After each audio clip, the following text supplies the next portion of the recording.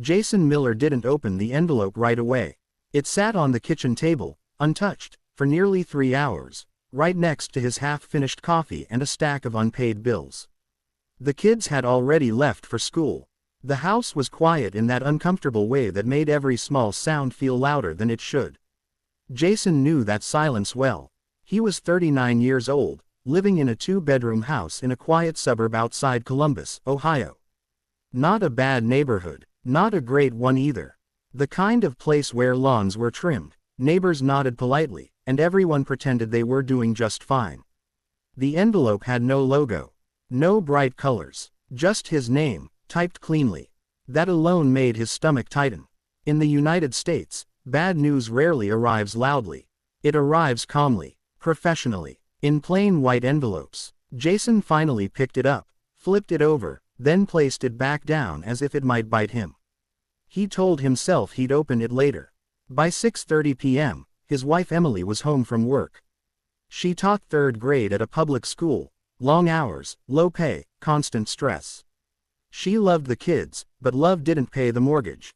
Jason worked as an operations coordinator at a regional distribution center. Decent job, decent benefits. At least, that's what he used to think. Emily noticed the envelope immediately. "What's that?" she asked, loosening her shoes. Jason shrugged. "Mail." She raised an eyebrow. "You usually open mail." "Not all of it." She didn't push. That was how their marriage worked lately, both of them sensing cracks but choosing not to press too hard. Pressing cost energy. Energy was already in short supply. Dinner was quiet. The kids talked about school projects and YouTube videos they'd watched at lunch. Jason smiled at the right moments, nodded when expected, but his mind kept drifting back to the envelope. After the kids went to their rooms, Emily finally said it. "You're distracted." Jason exhaled slowly. "There's something I didn't tell you." She didn't sit down. That worried him more than if she had. He slid the envelope across the table. Emily opened it. She read the first paragraph. Then the second. She stopped. Her face didn't change dramatically. No tears, no gasps, but Jason noticed the way her fingers tightened around the paper. This isn't final, right?" she asked. Jason didn't answer, because he didn't know. The letter was from the mortgage company. Not a foreclosure notice. Not yet. It explained that due to changes in Jason's credit profile and a recent missed payment, one he hadn't even realized had bounced, their mortgage had been flagged. Refinancing options were no longer available. Any future late payment would result in penalties they couldn't afford. It wasn't a threat. It was worse. It was a warning. In America, warnings are scarier than consequences. Emily sat down slowly. "How bad is it?" she asked. Jason stared at the table. If nothing changes, we're one emergency away from real trouble. They both thought of the same things at the same time. Medical bills, car repairs, job instability, the things no one puts in Instagram posts. That night, Jason couldn't sleep. At 2:17 a.m., he checked his phone and saw an email notification from work. Subject line: Organizational update. His chest tightened. He didn't open it. Instead, he stared at the ceiling, replaying conversations from the last few weeks. Management meetings behind closed doors.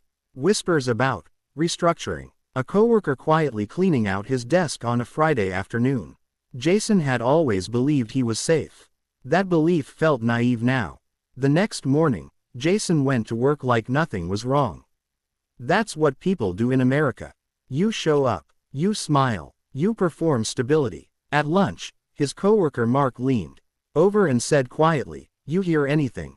"Hear what?" Mark lowered his voice. "Layoffs. They're saying next quarter. Maybe sooner." Jason felt the room tilt slightly. "Who?" he asked. Mark shrugged. "Nobody knows. That's the worst part." Jason nodded, pretending to check his phone. The email was still unopened. When Jason got home that evening, Emily was sitting on the couch, laptop open, spreadsheets on the screen. "I ran the numbers," she said. Jason didn't ask what numbers. "If we cut everything non-essential, no eating out, no subscriptions, no extras, we can survive about 4 months if something happens." 4 months, Jason repeated. Emily looked at him. "After that, we start losing things." The word, things, hung heavy in the air. Because they both knew it didn't just mean stuff. It meant the house, the kids' school district, the version of life they'd worked 10 years to build. 3 days later, the email from work was finally opened. Jason was called into a meeting room with no windows. HR sat across from him, polite and careful with their words. "Your role is being eliminated," they said. "This isn't performance related." "They always say that." He nodded, signed the paperwork, asked about severance, benefits, Cobra. He thanked them. That part haunted him later, the way he said, "Thank you," for losing his job. Jason didn't tell Emily right away. He drove around for nearly an hour, parked in a grocery store lot, and watched people push carts toward their cars. Everyone looked normal. Everyone looked fine. That's the biggest lie in America. When he finally got home, Emily knew instantly. She didn't cry. She didn't yell. She just sat beside him and held his hand. That scared him more than anything. Days blurred together. Jason applied for jobs nonstop. Resume tweaks, cover letters, online portals that never responded, interviews that went well but led nowhere. "You're overqualified. We went with someone else. We'll keep your information on file." Emily picked up extra tutoring hours. The kids noticed the tension but didn't fully understand it. One night, their son asked, "Are we moving?" Jason smiled. "No, buddy." He wasn't sure if it was true. Another envelope arrived. This one was from the health insurance provider. Coverage changes, higher premiums, fewer options. Emily laughed bitterly when she read it. "You can't make this stuff up," she said. Jason didn't laugh. He was too busy calculating timelines in his head. One evening, after the kids were asleep, Jason sat alone in the kitchen. The same table, the same spot where the first envelope had waited. He realized something then. This wasn't a sudden collapse. It was erosion. Small things, quiet warnings, polite letters. That's how most American families fall apart. Not in explosions, but in silence. A week later, Jason got a call. It wasn't a dream job. It paid less, no bonuses, longer commute, but it was something. He accepted without negotiating. When he told Emily, she hugged him tightly. "We'll make it work," she said. Jason nodded. He wanted to believe that work meant something solid. The house didn't magically feel lighter. Bills still came. Stress still lived there. But something had shifted. Jason started coming home earlier. They ate dinner together more often. On weekends, they went to the park instead of the mall. Life got smaller, but also clearer. One night, Jason opened YouTube and watched a video titled, "How the Middle Class is Disappearing in America." He didn't click away. For the first time, he felt seen. Not special, not unique, just understood. The envelope was still there. Folded, worn, a reminder, not of failure, but of how close everything always is. In America, survival isn't about winning.